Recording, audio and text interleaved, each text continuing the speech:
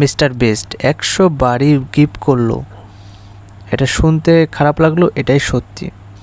তিনি কিন্তু একজন মানবতার ফেরিওয়ালা বললেই চলে। আর তিনি কিন্তু বিশ্বের সবথেকে বড় ইউটিউবার, কিন্তু তার মনে কিন্তু কোনো অহংকার নেই। কিছুদিন আগে একটা অনেক বড় বিশ্বের যেটা সবথেকে বড় চ্যানেল ছিল সেটাও কিন্তু সে ক্রস করে গেছে। এখন সে বিশ্বের সবথেকে বড় ইউটিউবার মিস্টার বেস্ট। আর তার মনমানসিকতা কিন্তু অনেক সুন্দর। তিনি কিন্তু 100 ঘর গিফট করলো, এটা কিন্তু সত্যি অসম্ভবকে সম্ভব করে তার কাজ। বড় বড় নেতারা কিন্তু সেটা সম্ভব করতে পারে না।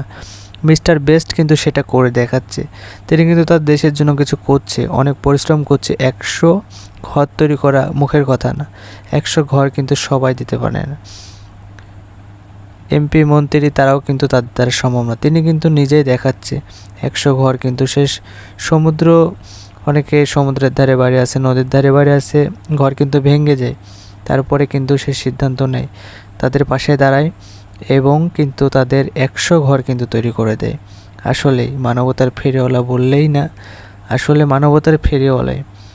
আল্লাহ যাকে দেয় ভালোই দেয়, আল্লাহ বুঝে শুনে দেয় কে রাখতে পারবে আর কে রাখতে পারবে না।